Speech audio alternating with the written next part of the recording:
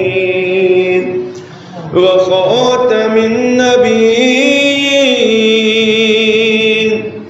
ومولانا مولى الثقلين جد الحسن والحسين أبي القاسم محمد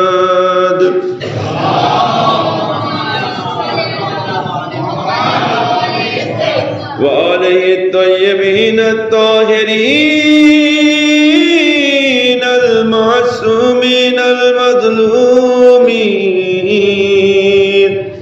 ولعنة الله على أعدائهم أجمعين من ليلنا هذا إلى يوم الدين أما بعد بسم الله الرحمن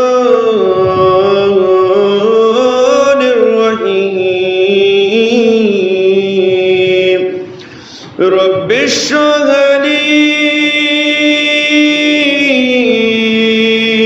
صدري ويسر لي أمري واحلل عقدة من لساني يفقهوا قولي وقال الله تعالى الحكيم في القرآن الكريم بسم الله الرحمن الرحيم وكل شيء أحصيناه كتابا صلوات على محمد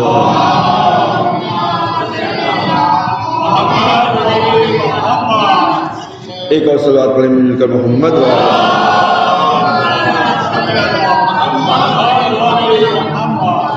برائے سلامتی امام اسر ارواحنا للفدا مل جل کر صلوات پڑھیں محمد وآل محمد.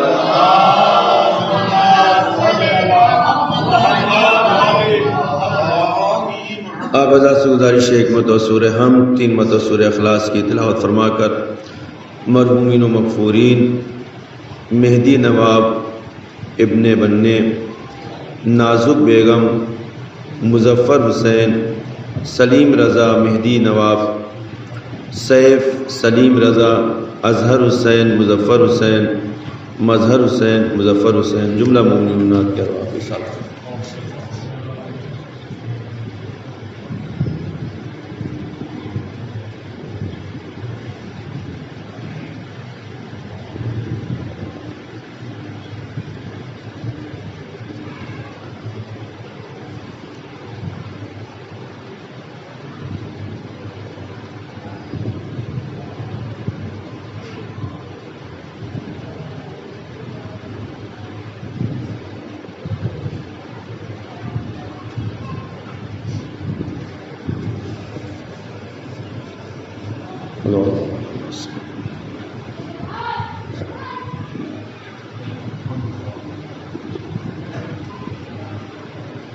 صلوات پڑھیں مل جل کر محمد.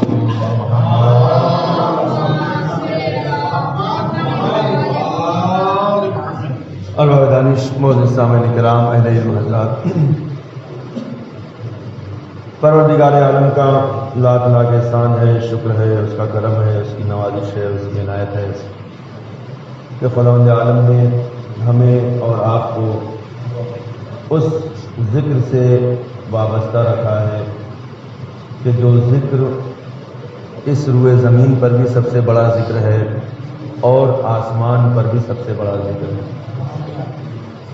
خدا کا لاکھ لاکھ احسان ہے اور اس کا کرم ہے کہ خداوند عالم نے ہمیں ان لوگوں کے ہمراہ رکھا ہے کہ جو زمین والوں میں بھی سب سے بہتر ہے اور آسمان والوں میں بھی سب سے بہتر ہے، وہ خیر البریہ اور تمام اہل زمین میں سب سے باشرف اور بافضیلت ہونے کا شرف انہیں حاصل ہے۔ خداوند عالم کا احسان ہے، اس کا کرم ہے، اس کا لاکھ لاکھ شکر ہے کہ خداوند عالم نے ہمیں اس ذکر سے وابستہ رکھا ہے کہ جس ذکر کو کرنا بھی عبادت ہے، جس ذکر کو سننا بھی عبادت ہے، جس ذکر کا اہتمام بھی کرنا عبادت ہے، جس ذکر کے لیے کوششیں بھی کرنا عبادت ہے، جس ذکر کے لیے چھوٹے موٹے کام کو انجام دینا بھی عبادت ہے۔ گویا کہ اس سے وابستہ جتنے امور ہیں ان تمام امور کو عبادت کہا گیا ہے۔ یقین جانے اتنی بڑی عبادت، اتنا بڑا ذکر ہمیں اور آپ کو نہیں میسر ہوتا اگر خداوند عالم نے ہم سب کو ولایت اہل بیت اطہار علیہ الصلوۃ والسلام سے سرفراز نہ کیا ہوتا۔ اور یقینی طور پر یہ وہ ذکر کا اور اس ذکر کی عبادت کا لطف صرف وہی اٹھاتے ہیں کہ جن کے دل میں اہل بیت اطہار علیہ الصلوۃ والسلام کی محبت ہوتی ہے اور مودت ہوتی ہے۔ وإلا دنیا میں بہت سی قومیں ہیں، بہت سے اقوام ہیں، بہت سے لوگ ہیں، بہت سے قوم ہیں، بہت سے قبیلے ہیں، بہت سے مذاہب ہیں، سب کو یہ سعادت اور سب کو یہ توفیق نہیں ملا کرتی ہے جو خداوند عالم نے ہمیں اور آپ کو عطا کیا ہے۔ بہرحال دنیا والوں کی سمجھ میں یہ فلسفہ نہیں آ سکتا ہے، کیونکہ لوگ ان کا ذکر کرتے ہیں تعریف کے لیے، کبھی وائی کے لیے، کبھی ڈالر وصولنے کے لیے، کبھی درہم و دینار کے لیے، کبھی خوشنودی کے لیے، کبھی وائی کے لیے، کبھی گھر مل جانے کے لیے، کبھی باغ مل جانے کے لیے، کبھی زمین الاٹ ہونے کے لیے، کبھی کچھ ملنے کے لیے، کبھی کچھ ملنے کے لیے۔ لیکن ہم جو ذکر کرتے ہیں صرف اور صرف اس لیے تاکہ خدا بھی راضی ہو، اس کا رسول بھی راضی ہو، اور جب یہ راضی ہے تو اہل بیت بھی راضی ہو۔ صلوات پڑھے محمد۔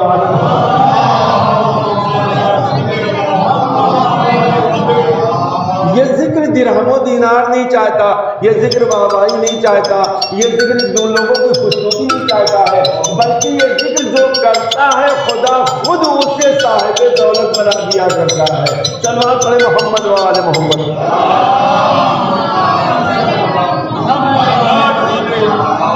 ایک اور صلوات پڑھے مل جل کر، محمد و آل محمد۔ یعنی یہ ذکر اتنا بابرکت ذکر ہے کہ یقین جانے کہ جس ذکر کو سننے کے لیے، کرنے کے لیے خود آسمان کی مخلوق فرش رضا پر آیا کرتی ہے، اور یقین جانے کہ اتنی بڑی عبادت دوسری قوموں کو خداوند عالم نے میسر نہیں کی ہے۔ یہ توفیق الہی ہے جس پر ہم اگر زندگی بھر ناز کرتے رہیں تو بھی کم ہے، اور ہر لمحہ اگر شکر ادا کرتے رہیں تو بھی کم ہے، کیونکہ ایک ایک لفظ عبادت، ایک ایک ذکر عبادت، ایک ایک جملہ عبادت، ایک ایک فکر عبادت۔ دنیا میں کوئی ایسا ذکر لے کر آئیں، کوئی ایسی کتاب لے کر آئیں، کوئی ایسی مجلس لے کر آئیں، کوئی ایسی محفل لے کر آئیں، کوئی ایسا وعظ و نصیحت لے کر آئیں کہ جس کا ہر جملہ، ہر لفظ عبادت ہو، وہ نہیں ہو سکتا ہے سوائے ذکر اہل بیت اطہار علیہ الصلوۃ والسلام کے۔ صلوات پڑھے محمد و آل محمد۔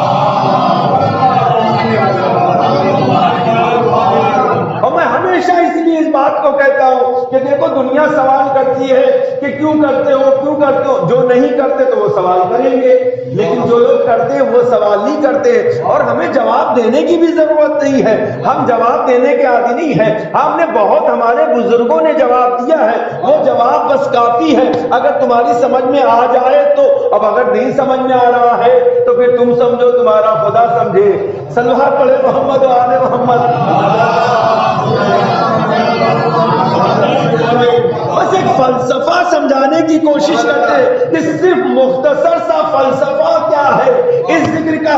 آج تک ان کی فلسفہ نہیں سمجھ میں آیا. یہودی سمجھ رہے ہیں, عیسائی سمجھ رہے ہیں, ہندو سمجھ رہے ہیں, سب کی سمجھ میں آ رہا ہے, لیکن جو اپنے خاص ہوتے ہیں ان کی سمجھ میں اس ذکر کا فلسفہ نہیں آتا. میں کہتا ہوں اگر تمہیں فلسفہ نہیں سمجھ میں آ رہا تو ہم الف بے تمہیں اس کی بتا دیتے ہیں کہ اس کی الف بے کیا ہے, اس کا مفہوم کیا ہے, اس کے معنی کیا ہے, اس کے مقاصد کیا ہے. اب کم از کم اتنا تو فائدہ ہے کہ یہ جس ذکر جس جگہ ہوتا ہے اس ذکر میں فالتو باتیں نہیں کی جاتی ہیں. ہم دوسروں کی تعریف نہیں کرتے ہیں, ہم بادشاہوں کی تعریف نہیں کرتے ہیں, ہم بادشاہوں کے قصیدے نہیں پڑھتے ہیں, ہم وزراء کے قصیدے نہیں پڑھتے ہیں, ہم وزیروں کی تعریف نہیں کرتے ہیں, ہم پیسہ دے کر تعریف نہیں کرتے ہیں, ہم دولت دے کے تعریف نہیں کرتے ہیں, ان کی غیروں کی تعریف نہیں کرتے. بلکہ یہاں پر جب بھی اس طرح کا کوئی بھی ذکر ہوتا ہے تو اس کا ایک اصول ہوتا ہے.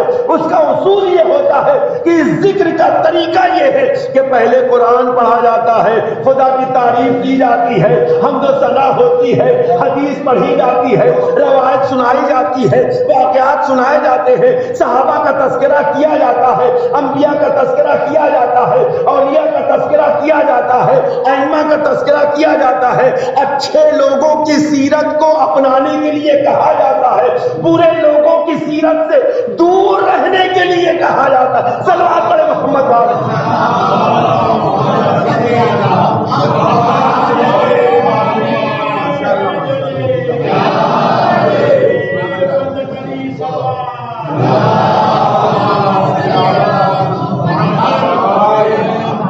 اس کے علاوہ تو بزم میں کچھ نہیں ہوتا نا. ہماری بزم میں, میں اپنی بزم کی بات کر رہا ہوں, آپ کی بزم آپ جانے, میں اپنی بزم کی بات کر رہا ہوں. ہماری جو بزم ہوتی ہے, جو فرش اعضا بچھتا ہے, فرش اعضا سید الشہداء کے نام سے جو فرش بچھایا جاتا ہے, اہل بیت کے نام سے جو بچھایا جاتا ہے, یہ جو منبر سجایا جاتا ہے, یہاں پر ہوتا کیا وہ ہم بتا رہے. یہاں پر سوائے قرآن کے اور تو کچھ نہیں پڑھا جاتا ہے, سوائے نعت پیغمبر کے اور تو کچھ نہیں, سوائے مدح صحابہ کے اور تو کچھ نہیں ہے. ان کی سیرت کو بیان کیا جاتا ہے, ائمہ کی سیرت, قرآن کی سیرت, یہ تمام چیزوں کا تذکرہ ہوتا ہے. اب میں پلٹ کے سوال کرتا ہوں, ذرا آپ بھی مجھے بتائے دیں قرآن کا پڑھنا کیسا؟ اللہ اکبر, توجہ توجہ. قرآن کا پڑھنا کیسا؟ عبادت. رسول کا ذکر کرنا کیسا؟ عبادت. نعت خوانی کرنا کیسا؟ عبادت ہے. قصیدہ جو ائمہ معصومین کی شان میں پڑھے جائے, یا صحابہ کرام کی شان میں پڑھا جائے, یا رسول کی شان میں پڑھے جائے, وہ قصیدوں کا پڑھنا کیسا ہے؟ عبادت. حدیث سنانا عبادت, روایت کو سننا یا سنانا یا بیان کرنا یہ عبادت ہے. ائمہ کی سیرت بیان کرنا یہ سب عبادت ہے. صحابہ کی سیرت کو بیان کرنا یہ عبادت ہے. انبیاء کے بعد سیرت کو بیان کرنا یہ عبادت ہے. اولیاء میں نتیجے پہ آ رہا ہوں, بڑی توجہ چاہتا ہوں. اولیاء کی سیرت کو بیان کرنا, سننا سنانا ہے کیا؟ کہا کہ عبادت ہے. تو پھر میں نے بھی پلٹ کے یہی کہا کہ جب یہ سب کچھ عبادت ہے تو ہماری بزم میں اب یہ بتاؤ عبادت کے سوا ہوتا کیا ہے؟ 1 گھنٹہ عزادار بیٹھتا ہے, صرف اور صرف عبادت کرتا ہے, اور پلس اس کے ساتھ یہ بھی ہوتا ہے جب تک یہ ذکر ہوتا ہے ہم گارنٹی لیتے ہیں کہ غیبت سے دور ہوتا ہے, جھوٹ سے دور ہوتا ہے, چغلی سے دور ہوتا ہے, حسد سے دور ہوتا ہے, گناہ سے دور ہوتا ہے. عبادت یہی ہے کہ جو خدا تک پہنچا دے اور تمام ظالمین سے دور کر دے. صلوات پڑھے محمد والا.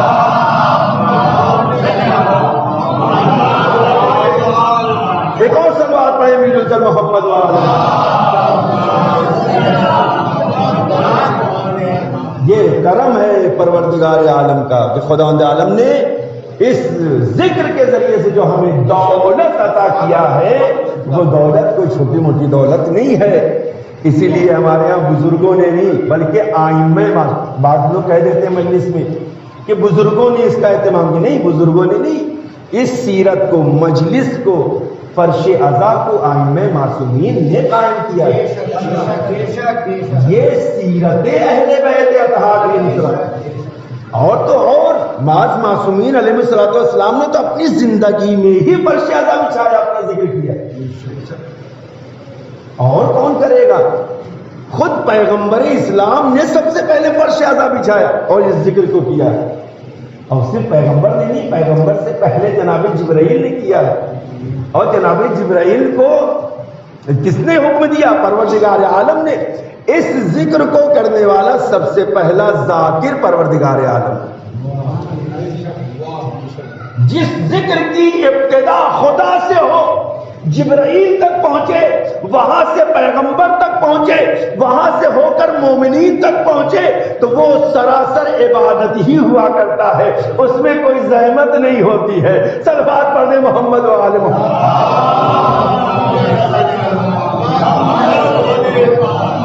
ذکر سے وابستہ ہو، اس ذکر سے اپنے آپ کو منسلک کریں، وابستہ کریں، اس سے بڑھ کر کوئی ذکر نہیں۔ اور شکر ہے خدا کا، اس کا احسان ہے، اس کی عنایتیں ہیں کہ نہ جانے کون سی سیرت اور کون سا عمل دیکھ کر خداوند عالم نے ہماری نسلوں میں اس چیز کو جاگزی کیا اور اسے رکھا۔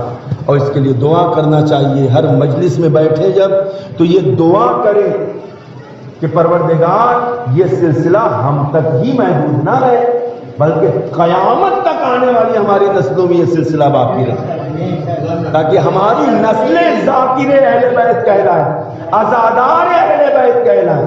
یہ بہت ضروری ہے۔ مجھے ایک واقعہ یاد آیا، بات کبھی کبھی چھوٹی سی ہوتی ہے لیکن دل پہ لگنے والی بات ہوتی ہے، اور اس کا مفہوم بڑا وسیع ہوا کرتا ہے۔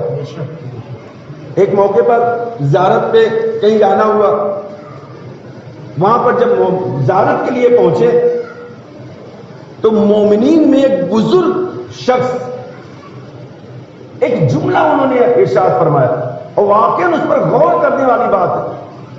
وہ بیان فرماتے ہیں بات ہی بات میں، کہا مولانا نہیں پتا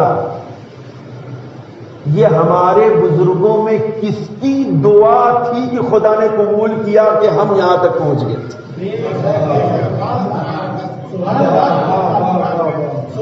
آپ نے کبھی غور کیا اس پر؟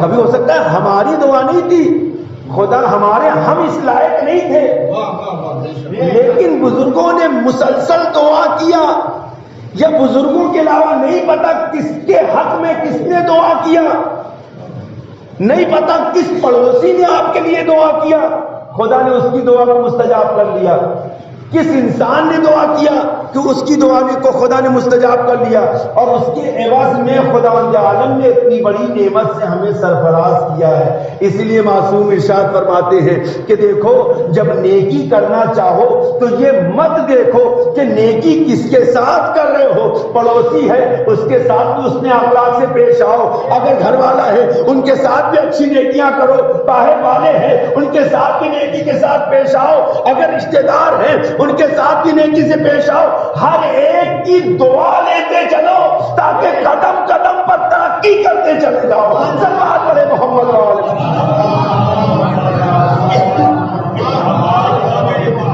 اب یہی روک کر جو ہے ماشاءاللہ سے آپ لوگ بہت ہی بہترین طریقے سے سن رہے ہیں۔ اب یہ بتائیے جناب میرے بزرگ میرا برادر محترم موجود ہے، جناب سلسلہ دنیا کا کہاں سے شروع ہوا؟ جناب آدم علیہ السلام۔ جناب آدم علیہ السلام کی دعا کتنے سال میں مستجاب ہوئی؟ اللہ اکبر، اللہ اکبر۔ کتنے سال تک دعا کیا انہوں نے مسلسل کہ خداوند عالم نے ان کی دعا کو مستجاب کیا؟ اب تو ہماری اتنی عمریں بھی نہیں ہوتی بھائی، کبھی کبھی ہم 2 دن 4 دن 1 ہفتہ دعا مانگنے اتنا جھنجھلا جاتے ہیں کہ جو کچھ بن پڑتا ہے کہنے کے لیے تیار ہے، یار 1 ہفتہ ہو گیا، ہم 1 ہفتے کی بات کر رہا ہوں، جتنی تمہاری عمر نہیں ہو اتنے سال تک جناب آدم نے دعا کیا۔ اچھا چھوڑیے جناب آدم علیہ السلام، بہت زیادہ روایتوں میں ملتا ہے کہ 40 سال 45 سال اس سے زیادہ دعا انہوں نے کیا، خداوند عالم نے ان کی دعا کو مستجاب کیا۔ کتنے سال بعد؟ کم از کم 40 سال کے بعد دعا مستجاب ہوئی کہ نہیں ہوئی؟ کتنے سال بعد؟ بھائی 40 سال کچھ ہوتے ہیں کہ نہیں ہوتے؟ اب ان کا تذکرہ چھوڑیے، اب میں آتا ہوں جناب نوح علیہ السلام۔ اللہ اکبر، اللہ اکبر۔ 950 سال تو صرف انہوں نے تبلیغ کیا، 950 سال انہوں نے صرف تبلیغ کیا، دعا مستجاب نہیں ہو رہی، دعا قبول نہیں ہو رہی ہے۔ خداوند عالم سے بار بار اتنا ندبہ کیا، اتنا گریہ کیا، اتنے سال تک گریہ کیا مسلسل کہ آپ کا نام ہی نوح پڑ گیا۔ نوح کہتے نوحہ پڑھنے والے کو، گریہ کرنے والے کو، آنسو بہانے والے کو۔ آج ہم جو 1 مہینہ 1 ہفتہ 10 دن دعا مانگنے کے بعد خداوند عالم پر کلیم کرنے لگتے ہیں کہ پڑھنے والے تو ہماری دعا کو مستجاب نہیں کر رہا ہے، ہماری دعا کو مستجاب نہیں کر رہا ہے۔ شکر مانے، نہ 40 سال آپ کو انتظار کرنا پڑ رہا ہے، نہ 900 سال تو عمر ہی کسی کو نہیں ہوتی ہے، 900 سال انتظار کرنا پڑ رہا ہے، نہ 40 روز انتظار کرنا پڑ رہا ہے۔ یہ امت محمدی صلی اللہ علیہ وآلہ وسلم کی برکت ہے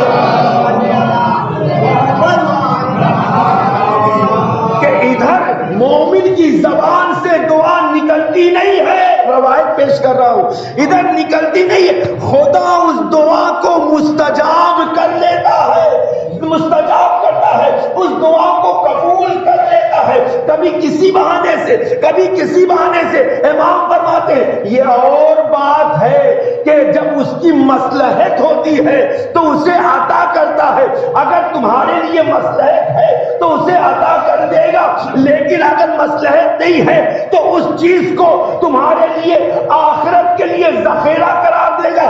اب جب قیامت کے دن انسان پہنچے گا، پروردگار میں تو اس کا حقدار نہیں تھا، اتنے بڑے بنگلو، اتنی بڑی جائیداد، اتنی بڑی پراپرٹی، یہ سب میرے حصے میں کہاں سے آئی؟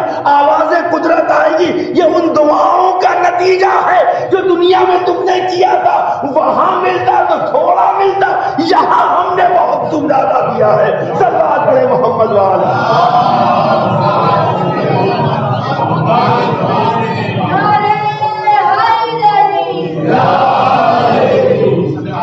لہذا دعائیں مستجاب، یہ طریقہ اہل بیت اطہار علیہ السلام سے۔ میں نے کسی موقع پر کہا تھا، میرے عزیز، میرے دوست، میرے جاننے والے سب موجود ہیں یہاں پر، کہ خداوند عالم دعا کو مستجاب کرتا ہے، لیکن دعا کے مستجاب ہونے کے لیے طریقہ یہ ہے کہ اہل بیت اطہار علیہ السلام کو وسیلہ قرار دیا جائے۔ اتنی بڑی نعمت خداوند عالم نے ہمیں اور آپ کو جو عطا کیا ہے، ان کو وسیلہ قرار دیا جائے۔ وسیلہ جب ہم قرار دیں گے، بتائیے کون سا ایسا نبی ہے کہ جس نے اہل بیت کو وسیلہ قرار نہیں دیا؟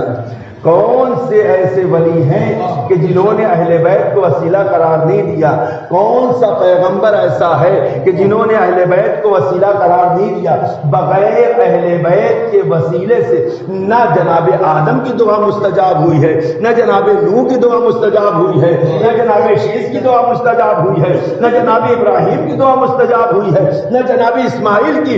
جتنے بھی انبیاء ہیں سب کی دعائیں مستجاب ہوئی ہے، تو انہی انوار الہیہ کے وسیلے سے، ان کے ہی توسط سے خدا نے دعاؤں کو مستجاب کیا ہے۔ تو خدا بھی وہی ہے، اہل بیت اطہار بھی وہی ہے۔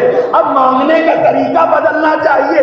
ہم اگر اسی طریقے سے دعا مانگے جیسے آدم نے مانگی ہے، جیسے نوح نے مانگی ہے، تو اب بھی ان دعاؤں میں بھی اثر ہے، ان ناموں میں بھی اثر ہے، ہماری دعائیں مستجاب ہوگی۔ صلوات پڑھیں محمد وآلہ۔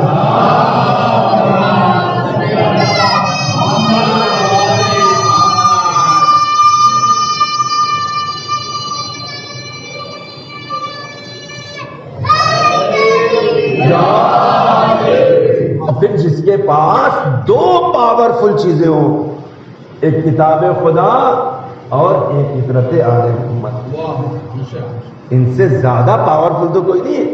خدا فرما رہا ہے کل شیء احصیناہ کتابا، ہم نے تمام چیزوں کو احصا کر دیا، محدود کر دیا ہے، سمو دیا، سمیٹ دیا ہے۔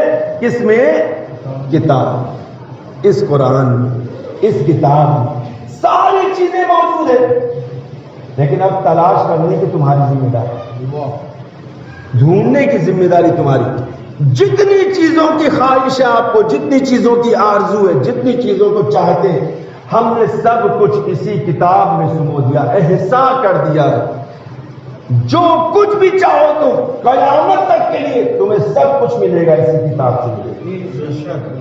یہ سورہ نبا کی آیت ہے کہ کل شیء احصیناہ کتابا، لیکن سورہ یاسین میں خداوند عالم نے کیا فرمایا؟ کل شیء احصیناہ فی امام مبین۔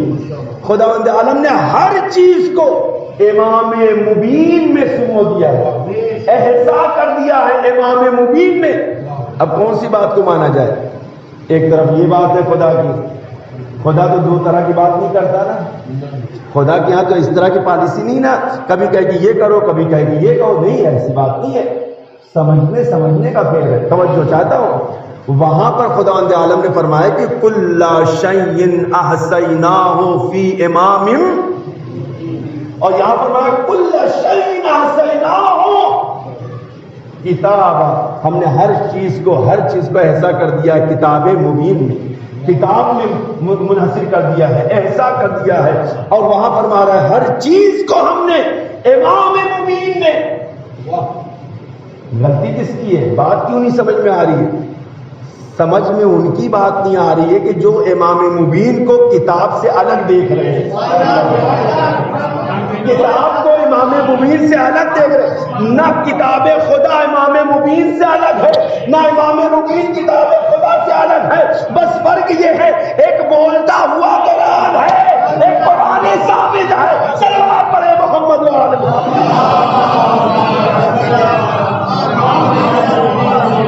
ایک اور صلوات پڑھیں مل جل کر محمد وعلى۔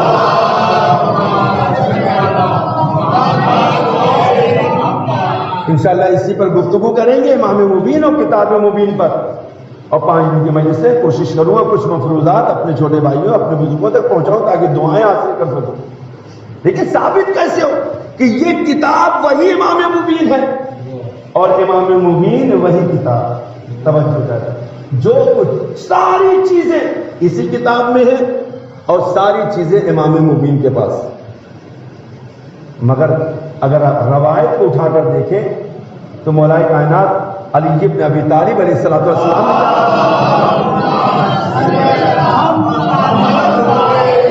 آپ نے ارشاد اس سے زیادہ آگے بڑھ کے ارشاد فرمایا آپ نے، انا نقطۃ تحت الباء، میں بے کے نیچے کا نقطہ ہوں۔ توجہ چاہتا ہوں، میں بے کے نقطے کے نیچے جو نقطہ ہے اسے میں ہوں۔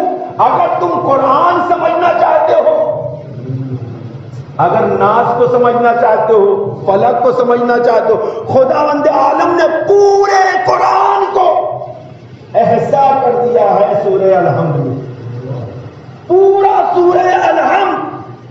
دیکھنا چاہتے ہیں تو بسم اللہ میں ملے گا، اور بسم اللہ کی تفسیر کو کما حق تلاش کرنا ہے تو کہیں اور ڈھونڈنے کی ضرورت نہیں ہے، بائے بسم اللہ میں موجود ہے۔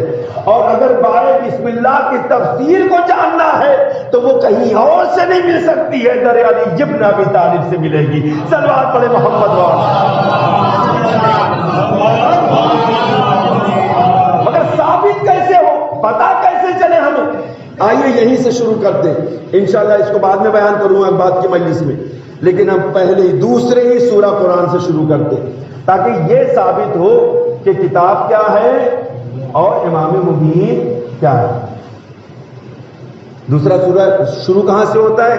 بسم اللہ الرحمن الرحیم، الف لام میم، ذالک الکتاب لا ریب فیہ ھدی للمتقین الذین یؤمنون بالغیب ویقیمون الصلاۃ۔ یہ آیت مبارکہ ہے نا، سبھی کو تقریباً یاد ہے نا یہ آیت مبارکہ، آسان چیز ہے لہذا آسان چیز کو پہلے پیش کر دو۔ الف لام میم، بتائیں جتنے مفسرین اس کا ترجمہ کیا ہے، جتنے بھی علماء عالم اسلام میں موجود ہیں، بتائیں اس کا ترجمہ کیا ہوتا ہے؟ الف لام میم، اللہ اکبر۔ کسی میں دم ہے کہ جو اس الف لام میم کا ترجمہ کر کے بتائے؟ یا کوئی آج تک مفسر، کوئی عالم، کوئی محدث، کوئی اس طرح سے محدث پیدا ہوا ہے کہ جس نے اس الف لام میم کا ترجمہ کیا ہو؟ علماء قاصر ہیں، مفسرین قاصر ہیں یہاں پر آنے کے بعد، اور آنے کے بعد کہتے ہیں کہ یہ وہ الفاظ ہیں کہ جنہیں حروف مقطعات کہا جاتا ہے۔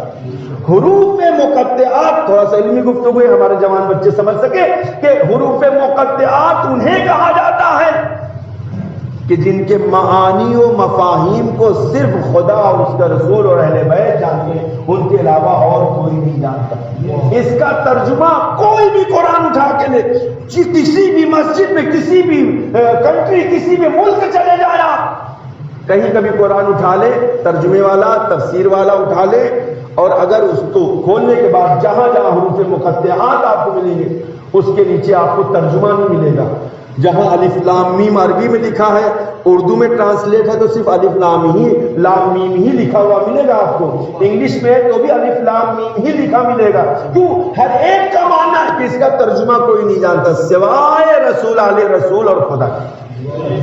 یہ خدا کے رازوں میں سے ایک راز ہے کہ جو خداوند عالم نے اپنے تک اور اہل بیت اطہار تک محدود رکھا۔ جب آخری محمد کا ظہور ہوگا اس دنیا میں، صلوات پڑھنا،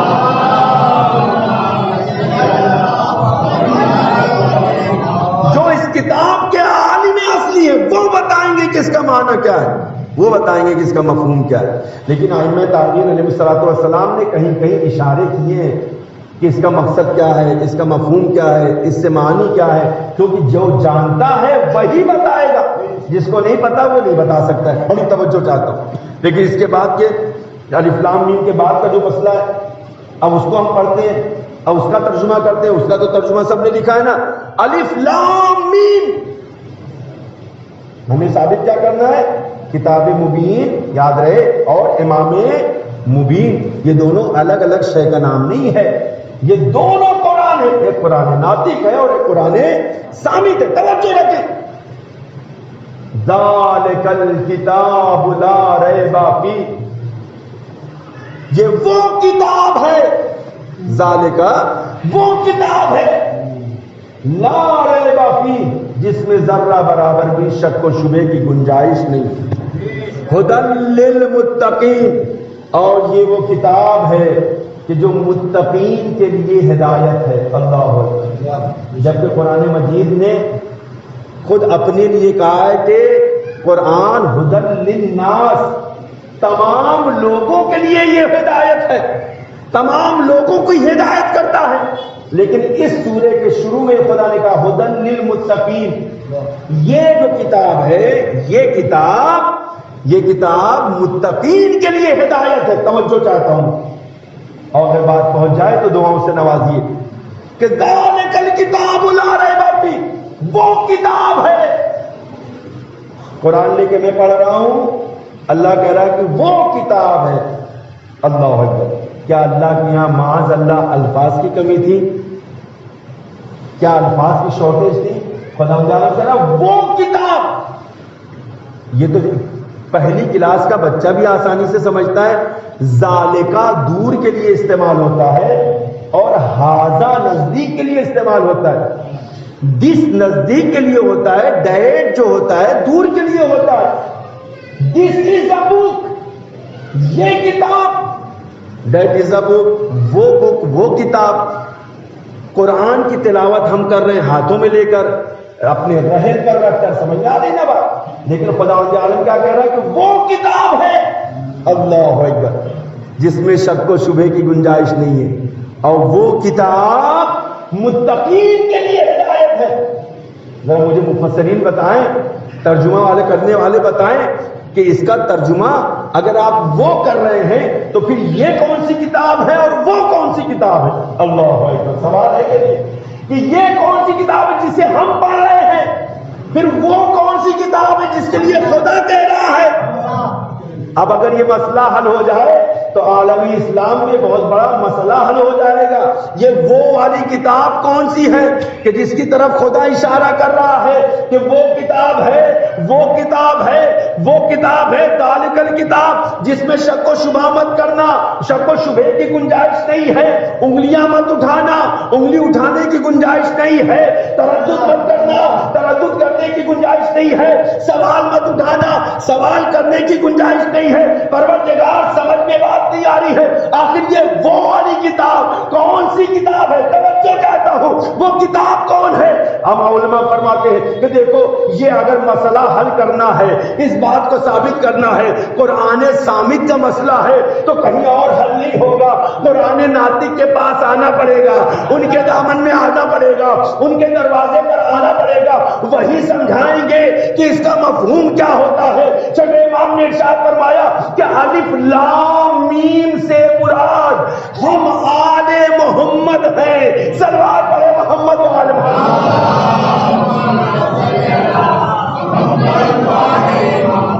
چھٹے امام فرماتے ہیں کہ الف لام میم سے مراد ہم آل محمد ہیں، توجہ چاہتا ہوں، ہم آل محمد ہیں۔ اب ترجمہ اسی طرح سے کریے، الف لام میم آل محمد۔ اب قرآن اشارہ کر رہا ہے وہ آل محمد کہ جن میں شک و شبہے کی کوئی گنجائش نہیں ہے۔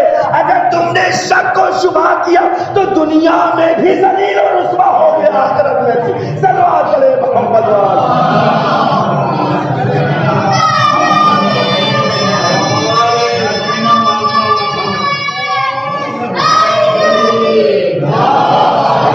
اور یہی وہ آل محمد ہے کہ جو متقین کے لیے ہدایت ہے، متقین کی ہدایت کرتے ہیں، ان کے رہنما ہے، ان کے امام ہے۔ متقین کا امام کون ہے؟ امام المتقین ہے۔ مومنین کا امام کون ہے؟ امیر المومنین ہے، تاکہ دنیا سمجھ سکے کہ ان کی عظمت کیا ہے، ان کا مقام کیا ہے، ان کا مرتبہ کیا ہے۔ عزیزان گرامی، یہ قرآن کو اگر ہمیں سمجھنا ہے تو در اہل بیت اطہار سے ہمیں سمجھنا ہوگا، تو یہ قرآن کی آیتیں سمجھ میں آئیں گی، تب اس کے الفاظ سمجھ میں آئیں گے، تب اس کے کنائے سمجھ میں آئیں گے، تب اس کے اشارے سمجھ میں آئیں گے۔ وَإِلَّا خالی قرآن کو رٹ لینے سے آپ حافظ قرآن ہو سکتے ہیں، محافظ قرآن نہیں ہو سکتے ہیں۔ صلوات پڑھے محمد وآل محمد۔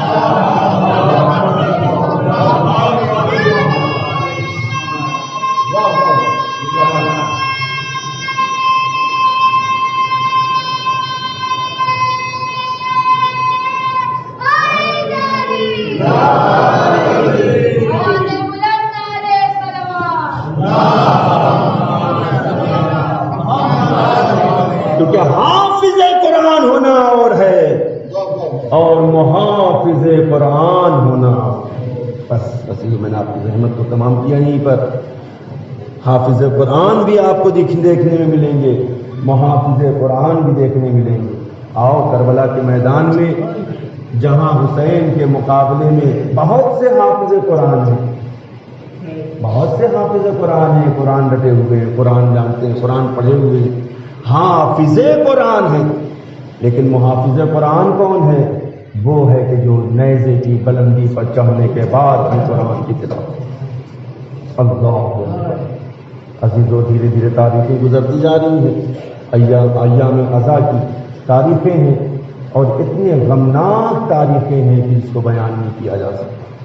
یہ وہ ایام ہیں کہ جو اہل بیت اطہار کے حرم کے لیے سب سے قیامت کے ایام، سب سے زیادہ رونے والے ایام۔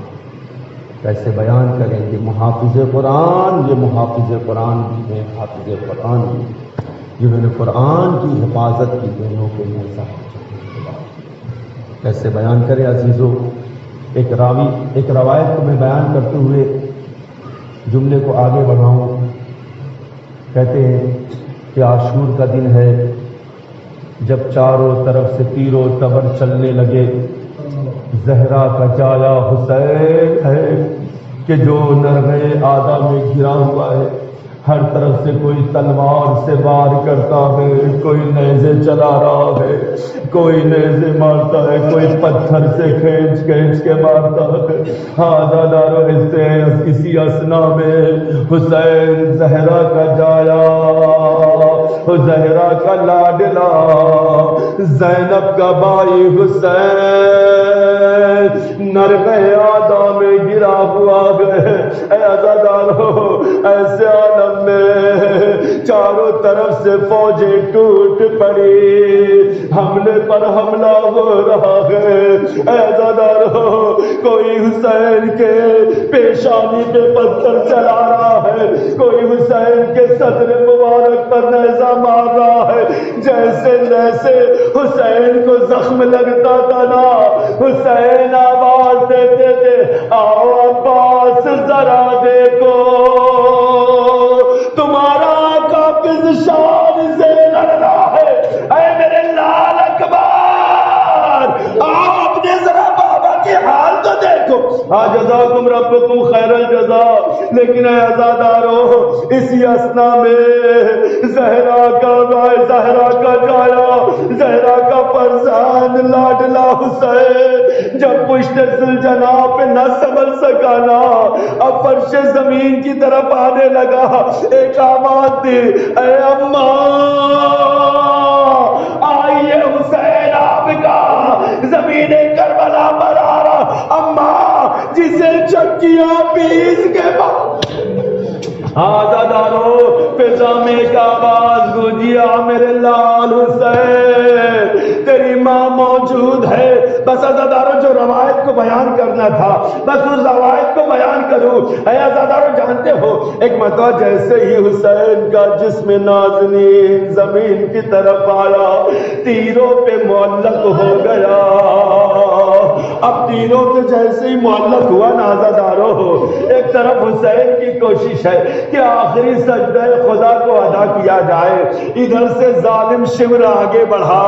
اے عزادارو، روایتیں آپ بھی سنتے ہیں، ہم بھی بڑی آسانی سے پڑھ لیتے ہیں، لیکن کبھی غور کیا ہے آپ نے، جب شمر بے حیا چلا ہے نا جھومتا ہوا، ایک مرتبہ آواز دیتا ہے اس نرغے آدھا میں، اے حسین اب کون ہے بچانے والا؟ اے حسین تیرا عباس کہاں چلا گیا؟ اے حسین علی اکبر کہاں ہے؟ ہاں جزاکم ربکم خیر الجزا۔ عزادارو برداشت نہیں کیا جا سکتا، لیکن ہاں اسی اسنا میں ایک مرتبہ شمر نے وہ بے ادبی کی ہے، تاریخ کہتی ہے زمین کربلا لرزنے لگی، ایک مرتبہ حسین کی چیخ بلند ہوئی، اماں تیرا حسین۔ اے عزادارو شمر نے خنجر کو پہلے کند کیا ہے، ایک مرتبہ پتھر پہ خنجر کو مارنا شروع کیا، جب خنجر کند ہو گیا نا اے عزادارو، ایک مرتبہ شمر نے خنجر کو چلانا شروع کیا۔ نہیں عزادارو، روایت کہتی ہے شمر نے خنجر چلایا نہیں، بلکہ شمر نے خنجر کو مارنا شروع کیا۔ عزادارو جیسے جیسے ضربیں پڑتی تھی نا، زہرا کا جایا حسین چیختا تھا، اماں اماں۔ ہاں جزاکم ربکم خیر الجزا۔ 12 ضربوں میں نہیں پتا حسین پر کیا گزری، یہ وہ منظر تھا عزادارو، آدم منہ پھیر کر رونے لگے، ابراہیم منہ پھیر کر رونے لگے، اسماعیل نے گریہ کرنا شروع کیا، ساری خلائق خدا آسمان میں موجود ہے، اس منظر کو دیکھ نہیں پا رہی ہے۔ اے عزادارو ایک مرتبہ شاید رسول کی آواز آئی، علی موجود ہے، حسن موجود ہے، اے حسین اب حسین کا خدا جانے، اب حسین جانے، شمر کا خنجر جانے، زہرا جانے۔ عزادارو جزاکم ربکم خیر الجزا۔ لیکن عزادارو اسی اسنا میں راوی بیان کرتا ہے، میں نے روایت تمام کر دیا، آپ کی آنکھوں میں آنسو آ گئے نا عزادارو، یہی مال مجلس ہے۔ عزادارو راوی بیان کرتا ہے ابھی حسین کی رگیں پوری طرح سے کٹی نہیں تھی، ایک مرتبہ ایسا محسوس ہو گیا کہ شاید حسین اس دنیا سے رخصت ہو چکے ہیں۔ اے عزادارو اسی اسنا میں راوی بیان کرتا ہے، ایک مرتبہ حسین نے دیکھا بہن سامنے کھڑی ہے، سکینہ سامنے کھڑی ہے۔ راوی کا بیان ہے عزادارو، ایک مرتبہ شمر، ایک مرتبہ حسین نے شمر کی طرف دیکھ کر کہا اب شمر تجھے حیا نہیں آتی، میری سکینہ مر جائے گی۔ ارے بچی کے سامنے کسی کو جزاکم ربکم خیر الجزا۔ لیکن عزادارو ایک عجیب قیامت ہوئی۔ حسین نے جیسے ہی بہن کی طرف نگاہ کیا نا، آواز دی بہن یہ منظر دیکھ نہ سکو گی، اے بہنا خیمے میں چلی جاؤ، زینب خیمے میں چلے جاؤ۔ ایک مرتبہ زینب خیمے کی طرف بڑھی،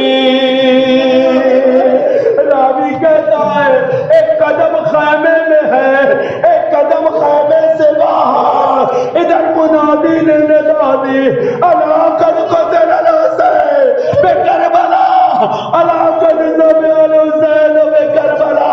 ارے زینب دوڑتی ہوئی سید سجاد کے پاس آئی، اے سجاد اٹھو، اے لال اٹھو، دیکھو زمین کربلا ہل رہی ہے، دیکھو قیامت تو نہیں آ گئی ہے، فرات کا پانی نیزوں اچھل رہا ہے، اے سجاد اٹھو، اے سجاد اٹھو۔ سجاد نے آنکھ کو کھولا، اے عزادارو ایک مرتبہ پھوپھی اماں سے کہا پھوپھی اماں ذرا خیمے کا پردہ تو ہٹانا۔ زینب نے خیمے کا پردہ ہٹایا، ایک عجیب منظر دیکھا، باپ کا سر ہے، نوک نیزہ کی بلندی۔ سجاد نے کہا السلام علیکہ یا ابا عبداللہ، اے پھوپھی اماں آپ بن بھائی کی ہو گئی، میں یتیم ہو گیا، وہ دیکھو نیزے کی بلندی پر میرے بابا کا سر ہے۔ انا للہ و انا الیہ راجعون۔ رضم قضائی و تسلیما امر یا اللہ یا اللہ یا اللہ یا اللہ یا حمید یا محمود بحق محمد یا علا بحق علی یا قادر بحق فاطمہ یا محسن بحق الحسن یا قدیم